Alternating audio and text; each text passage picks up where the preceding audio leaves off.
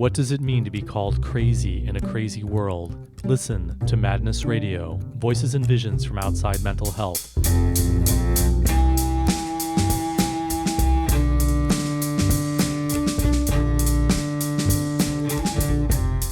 Welcome to Madness Radio. This is your host, Will Hall.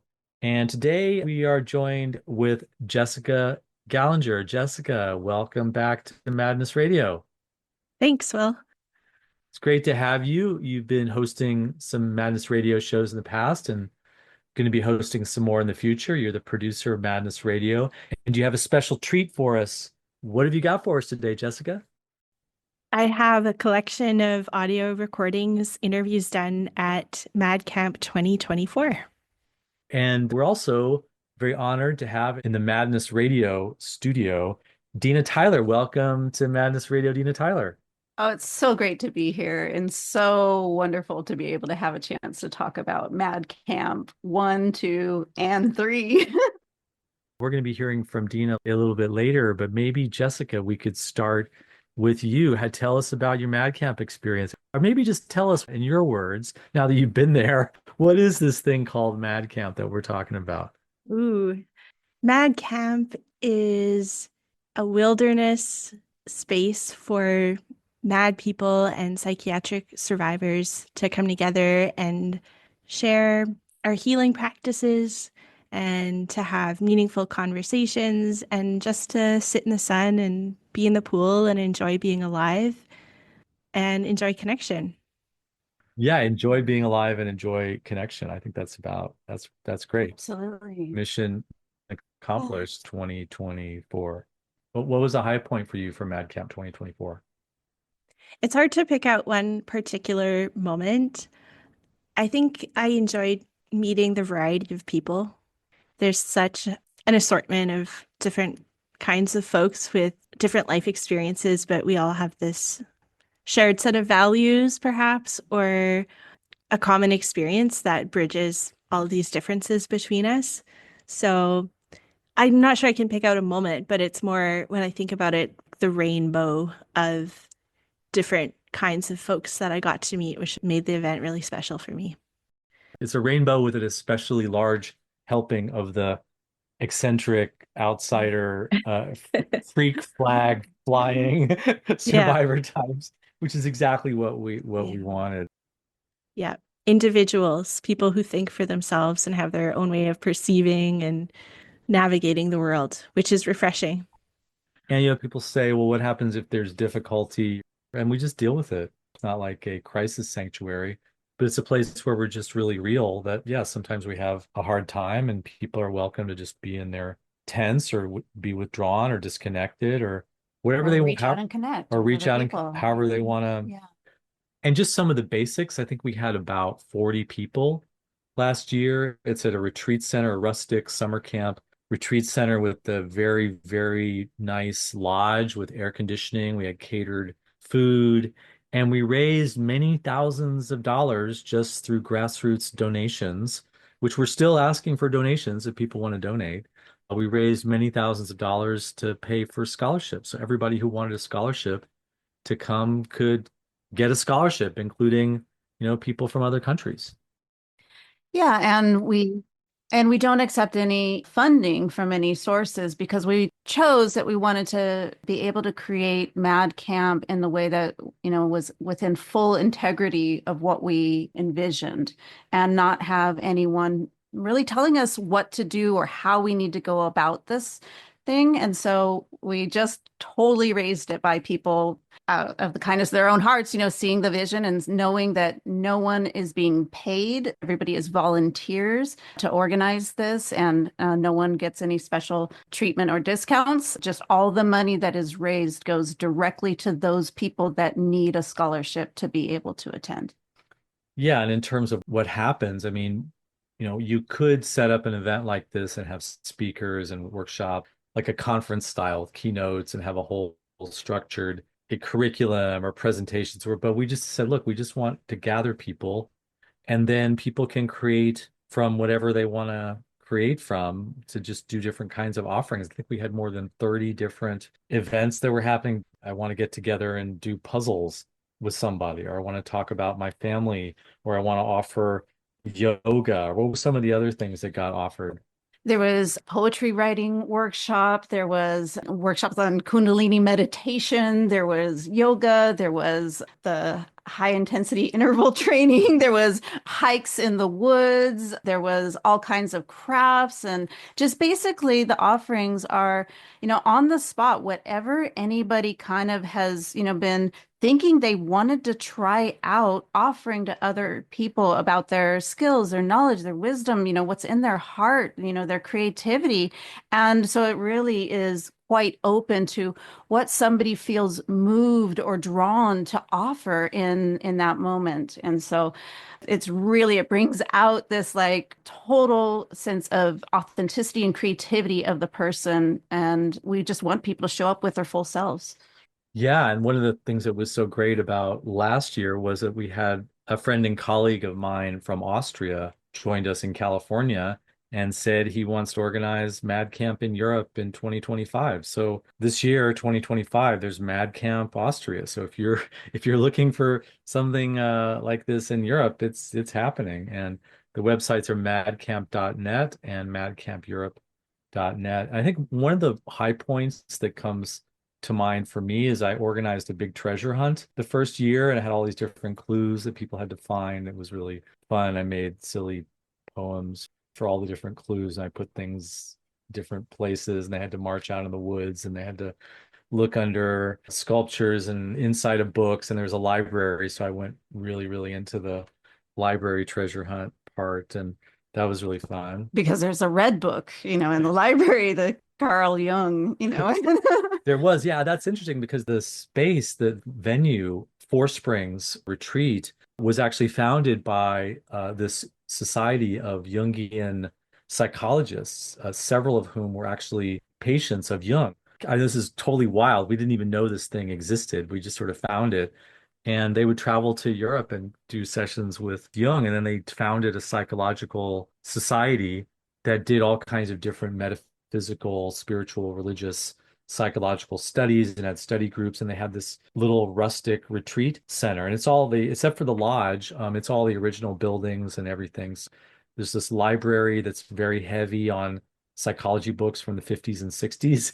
It's Yeah, so amazing. it's a really amazing connection with the tradition of Jungian psychology, which is really meaningful for me. So, Yeah, and it also had this like amazing energy of acceptance for what we were trying to do and create there. And by bringing people from all around the world, mad people that had felt either traumatized, outsider, wanting something different than the traditional mental health system. And that was this commonality. And so when we went there and, finding, oh, they're therapists there, but they have this understanding and approach to what gets labeled as, psychosis, altered states, extreme states.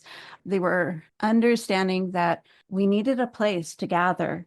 We needed a place to really be free and to be, liberated from the clutches of psychiatry. And that's what we were doing, trying to gather. And many of us had been searching for this for a long time because we'd felt this extreme loneliness that no one ever quite understands us. We're always being told who we are and what's going on with us and not really being given the place to really say what our own thoughts about our own experiences truly are.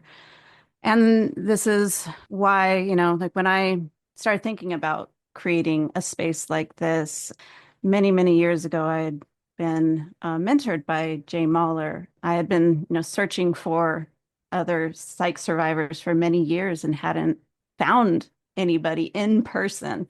I'd only found people online. And then I met Jay Mahler and he told me about, how I can meet people today was, at conferences and, like alternatives conference, other peer run, peer led conferences.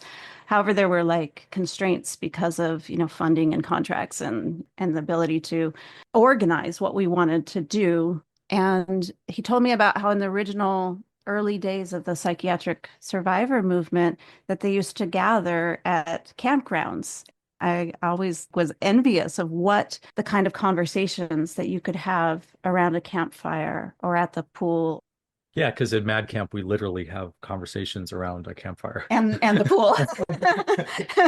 And, without it being into this, conference kind of schedule, because at conferences, the best conversations are around lunch or after, or outside.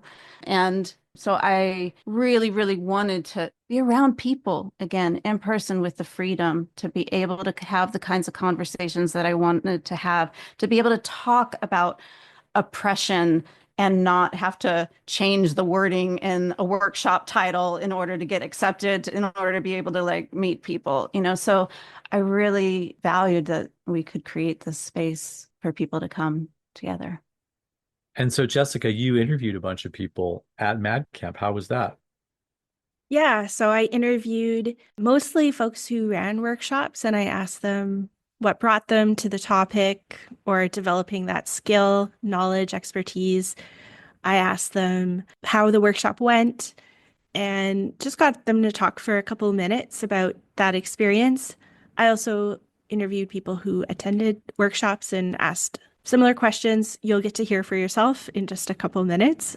Yeah, it was a really great experience. And part of my motivation for doing it was to share with Madness Radio, but also just as a way of giving back to this community that was created by doing audio recordings to capture the moment and the care and the feeling of community and solidarity that we had last summer.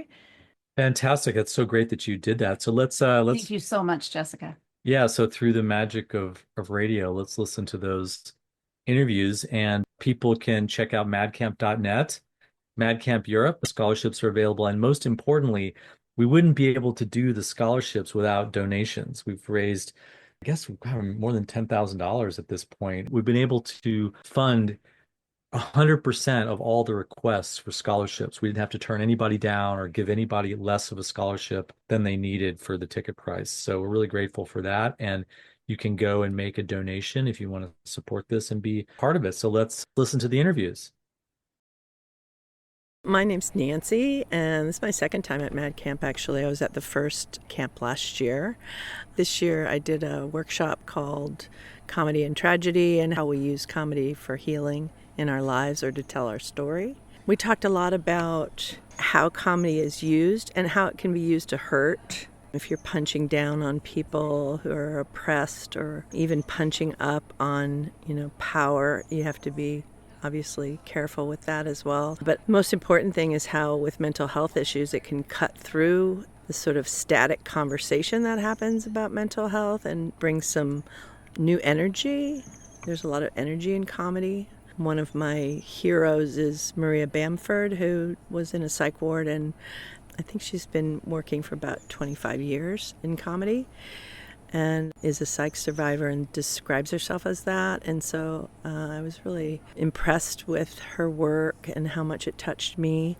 And then also realized that I use comedy a lot in my own life to sort of help me through the absurdity of madness and the psych system and things that have happened to me, to sort of poke fun at it, to bring it's just a lightness to it.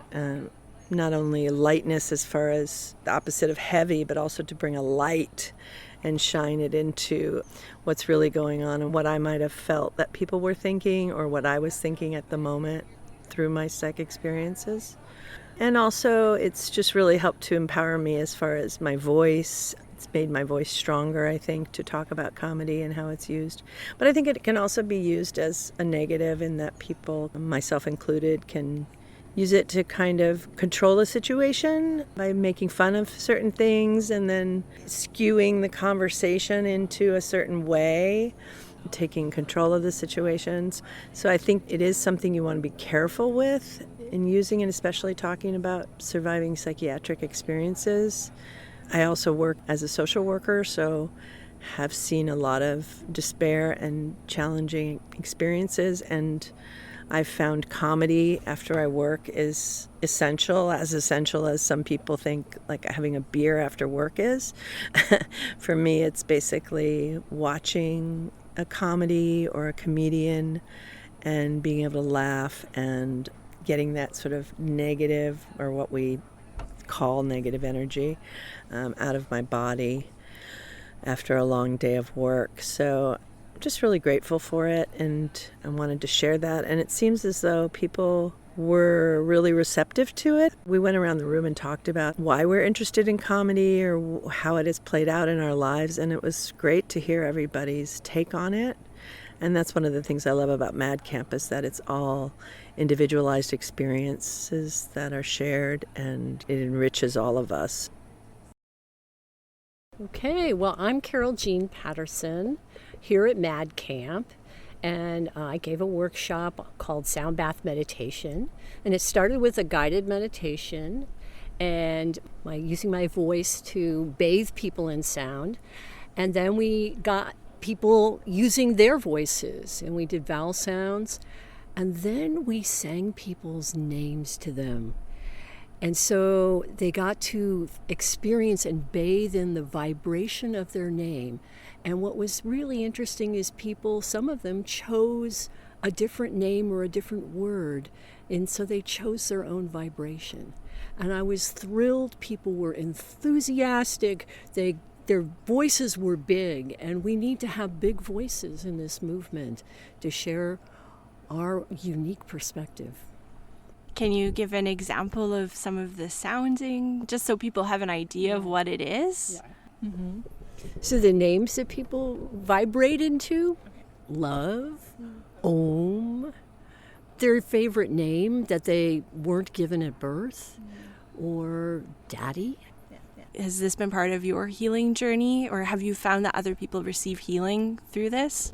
I met my teacher about 25, maybe even 30 years ago through a metaphysical church, and I heard her voice, and I knew that I just had to follow and find out what she was doing and learn how to do what she was doing. And yes, it's been a huge, important part of my healing process.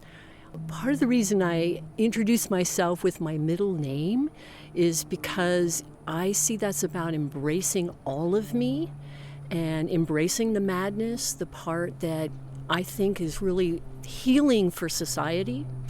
And so, yeah, it was really important. It helped me work through some of the trauma that I had, some of the trauma related to being treated in the mental health system, being treated in a modality that it's not at all like taking meds and being locked up.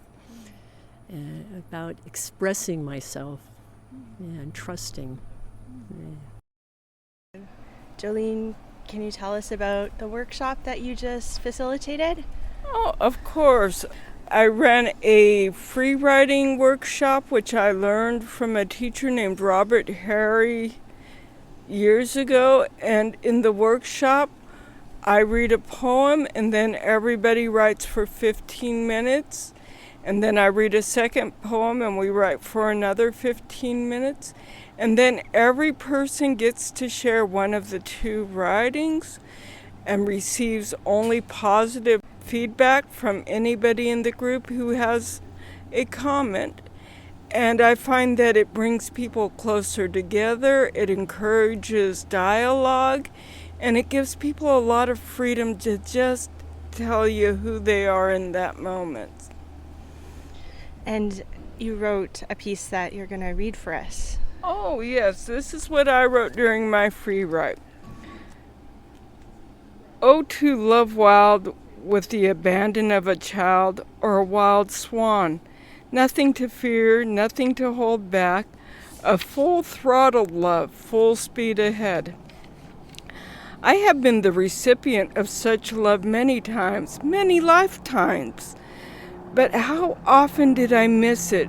Duck the comet of love whizzing by? I have found it scary, the big love, the open universe. I want to poke it with a stick, see if it bites or explodes.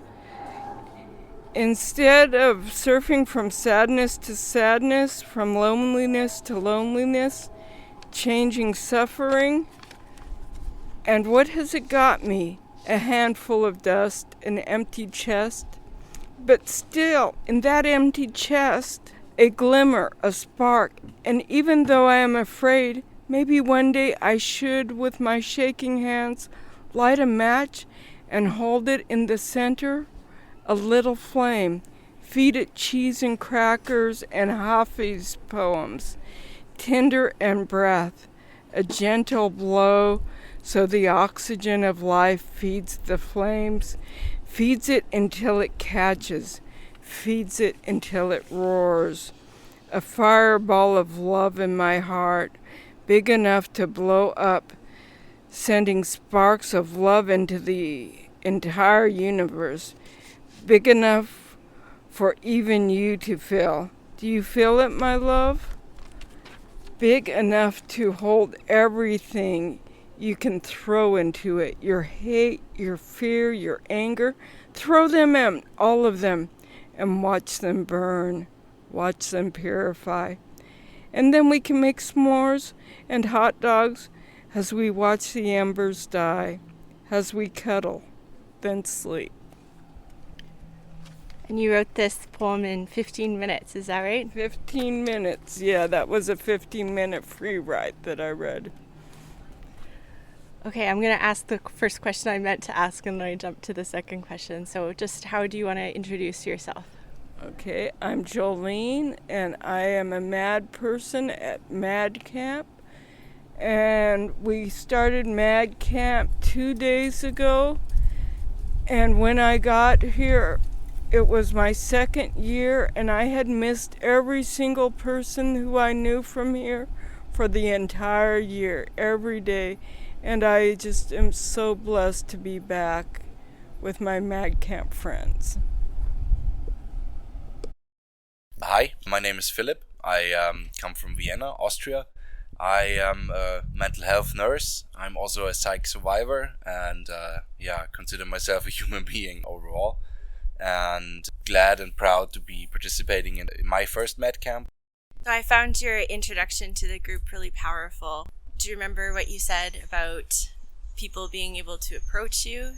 Exactly, yeah. I think that what was important for me coming here is that I knew it could be difficult for me because I carry many different sides and perspectives. On one hand, I myself have been diagnosed with 2 diagnoses, and they've of course shaped and changed in a certain way how I perceive myself. On the other hand, I participated in also in psychiatric violence in part of my job as a mental health nurse at the children and young adult psychiatry. That has been a huge process for me after quitting the system after 3 years, deciding that I cannot go on, like supporting a system, upholding a system that treats people the way it does. And so of course I felt in the later years a lot of shame, because while you're doing it, while you're inside, you are also just surviving. It is not as black and white as one might think.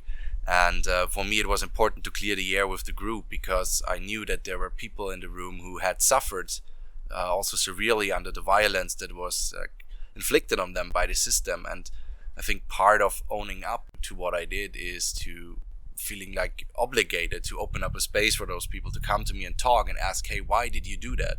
Not in the sense because I want to defend the violence, but in the sense of I want to try to provide context to why people act the way they act also when they are in the system, and hopefully finding there's some healing for me and of course the people that experience it. And that was kind of for me a really important introduction, because I felt I couldn't participate in MadCamp authentically if I would have just like left that out, you know. In general, what I kind of want to say is that a lot of people come into the system actually wanting to help. You get taught and you get in a certain way indoctrinated that the violence you are perpetrating in a way is for the sake of the other people and for their health. What it is and what I understood from my struggle in the system, because although I'm not proud of many things I did, I'm also proud about a lot of things I did, because me and my colleagues, we tried to change the system from within, which cost us dearly.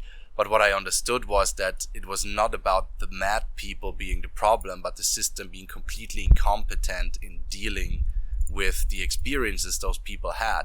And out of that, using and abusing violence to kind of, establish power. For me, the conclusion of all of it was that having seen that and having also participated in that, there's only one chance going forward, and that is abolishing the psychiatric system the way it is right now and changing that for the better good of all of us, professionals and whatever professional may mean in the end, and people, who are being sucked into the mental health system. My name is Lily Hamilton. I am here at Mad Camp 2024. I attended a talk yesterday in the seminar room given by one of our other campers, ostensibly on madness in Austria and the ways in which the rise of the National Socialist Party in the 30s and 40s and the resulting fascism affected the psychiatric industrial complex in that area of the world. It was an amazing opportunity to hear the perspective of someone who not only is mad but also worked as a nurse in a locked facility, and the harm that was both done to them and that they participated in and how they are processing that, and how the system of oppression that they were both an instrument and a victim of was built by, supported by, determined by, and continues under the influence of that fascist ideology. And over the course of the conversation, what was really impactful was how much intersectionality there is between these systems of oppression and how they mirror each other. The fascism of that time was influenced by the Jim Crow laws of the United States. We know that systemic racism plays a deep part in systems of harm in the United States, and seeing that reflected in Austria, of all places, it was really impactful. It was really amazing to be able to get that perspective. And then to hear input from the other campers on how they feel we are currently living under those same systems. And one of the areas that was really powerful for me was listening to the perspectives on the co-optation of the mad activist movement into those systems and how it's been taken over by governmental and non-governmental entities. And then transitioning through that to talking about how we get back to our radical activist abolitionist roots and disentangle ourselves from the system that has co-opted the peer movement and the activist movements. And it was really fulfilling. It gave me the opportunity to give my own perspective in a way that I don't get to in day-to-day life because people don't have the same understandings of the system. And it was wonderful to hear these very deep, rich perspectives and histories from people who I adore and look up to and want to get to know better. This is my second year at Mad Camp, and this year has been just as fulfilling, if not more. And that talk yesterday has been so far the frosting on top of this wonderful cake I'm living in right now. I'm Jim. I'm an 80-year-old Vietnam veteran, and I came to Mad Camp because I wanted to be with people who have lived experience in the mental health system and who want to make a better mental health system, or maybe replace it altogether, ideally. I feel very strongly about that because I was discharged from the Navy with a mental health analysis, and ever since then, I have been trying to understand it without becoming controlled by Big Pharma. So I have found myself going in the direction of what is now called embodied healing. And particularly during the virus, a lot of it became available online, which allowed me to deepen. I had a breakdown 14 years ago, and I went to Veterans Acupuncture, and there I learned about Reiki, I learned about trauma release exercises, and I was even lucky enough to get cranial sacral from a person who was trying to get her certificate. So I'm very happy about this approach to healing. And when I was at the VA, it was mostly cognitive behavioral therapy, which I felt to be very limited in terms of getting into my trauma. And I was very excited this time because we had a lot of trauma release exercises. And basically what that is, it's taking advantage of the body's natural inclination to tremble or tremor or shake a little bit after a really traumatizing experience. That's what animals do when they escape the predator. That's the first thing they do is shake. And we as human beings have a natural inclination, but it's been programmed out of us. And so this is a really nice, gentle way to get in touch with the trauma, the meat of the trauma, and let it go. And it's really nice to do it in a group setting, and even nicer to do it in nature, which we are in right now. It just makes it so much better. And the person who did most of the TRE work here incorporated some Kundalini yoga, and I have also done TRE incorporating Feldenkrais. There's a lot of interesting variations, and I feel really good because it helps connect the nervous system interruptions that occurred when I suffered traumas. I was very happy that so many people were interested in doing it, and it was really great camaraderie, great spirit, great energy. TRE stands for Trauma Release Exercise, and it was developed by Dr. Berselli when he was in Lebanon, and he watched as bombs were dropping and they were in a shelter, that the children shake naturally, but the adults did not. And he became curious and then looked at what the animal kingdom does, because we're all partly animal, and then developed this process. So it's basically allowing the body to feel relaxed enough to tell us, because the body knows, as the book says, the body keeps score. It will reveal itself to us if it feels safe. And that's the important part. And in this setting, it felt very safe to let my body reveal itself. Hi, I'm a second-year camper at Mad Camp 2024, and I facilitated a workshop on the intersection between madness, capitalism, and witnessing the genocide in Palestine. The workshop started off like most emotional spaces do, with a bit of tension and emotional stagnation, because people didn't know what exactly they could say or what was appropriate, or they didn't really know what they were feeling in the moment. So what I like to do at the beginning of a space where there's going to be like a intense container, I like to do a grounding ritual. So I just ask people to feel their feet on the ground and feel the energies that are coming up in their bodies and the emotions that are arising, and get curious about how those emotions are going to translate into this space. I kind of ask them to move with intention within the space, and I requested that what was discussed wasn't from an academic or historical point of view, but more from a personal, feelings-oriented point of view, so we don't get into political debate, but we move from a place of mutual grief and emotional support and understanding of each other.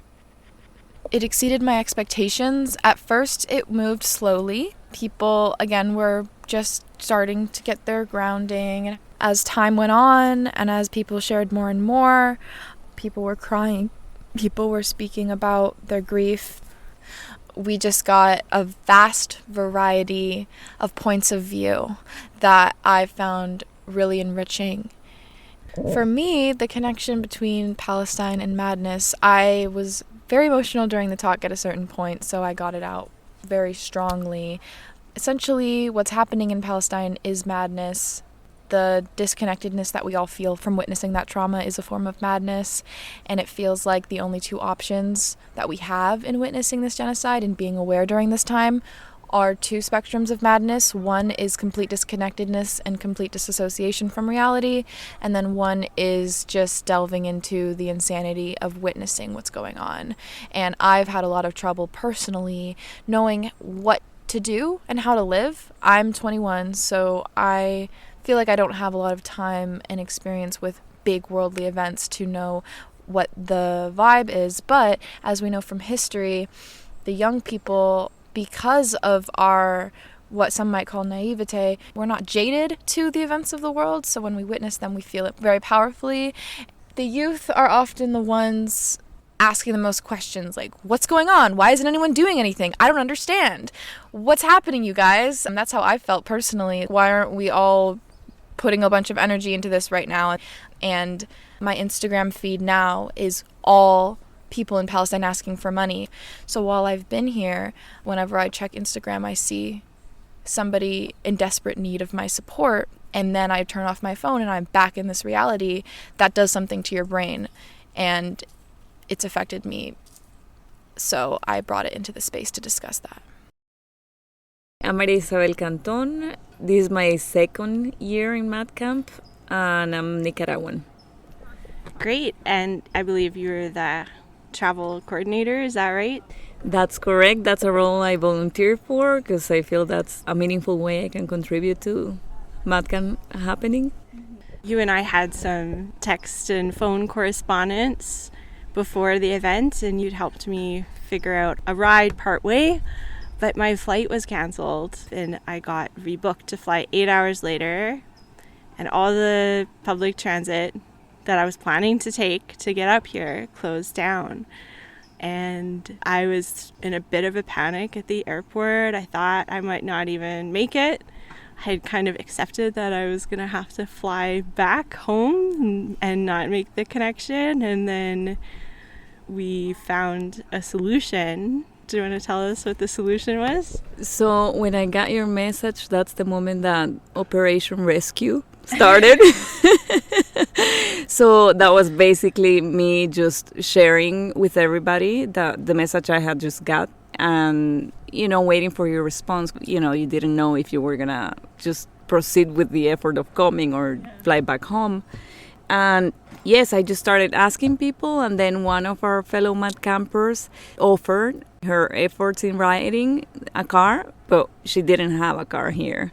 So stage number 2 of Operation Rescue was asking the people who drove here if they would volunteer their car.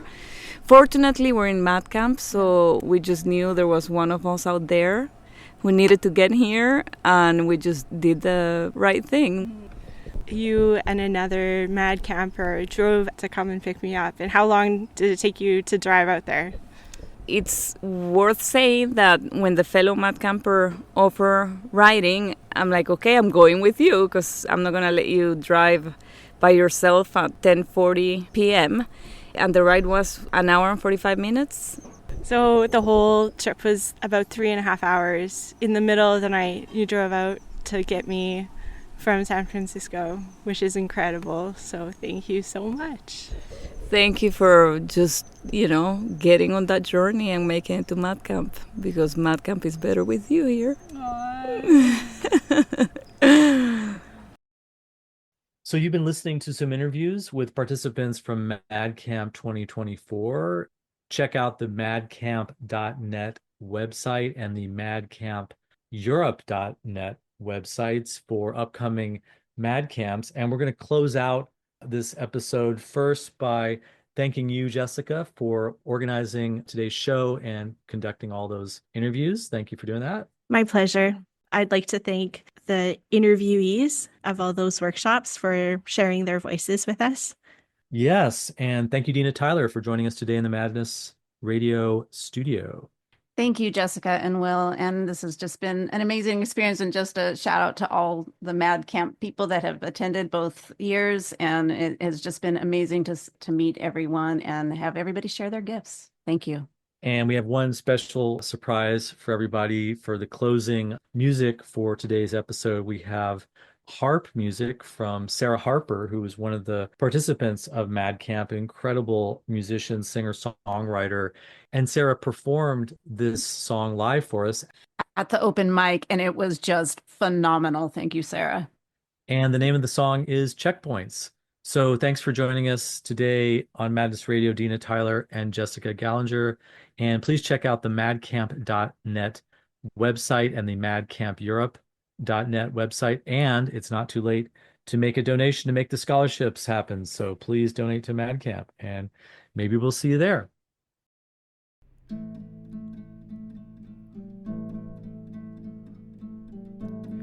Don't let me cross the checkpoints as I'm driving to your town. Don't let me cross the checkpoints. Don't let the law be around.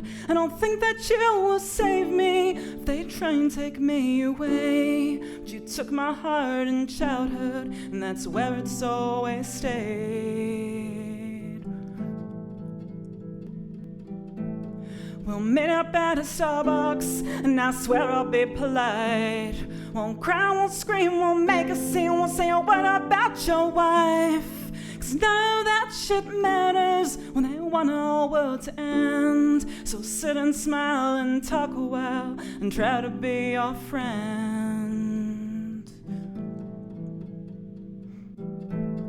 Don't let me cross the checkpoints as I'm driving to your town. Don't let them track, don't let them trace, don't let them pin us down. This door is one crack open, so I'll go in all the way. 'Cause a world that is without you is a place I cannot stay. When playing live became a crime, I thought that I would die. Now doctors, but rebellion is the reason I'm alive. I know that you put on the mask, sit quiet to survive. But the singing in us can't be killed, although they've surely tried.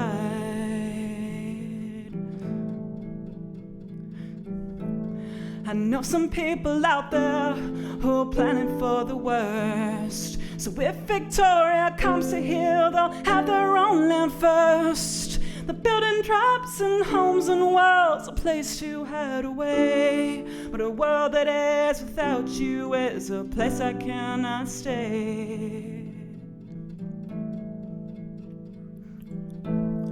I don't have papers from my job to let me use this road. Can't claim your name, much less address, but this love is all I know. So keep me in your memory if they try and take me away. 'Cause you took my heart in childhood, and that's where it's always stayed.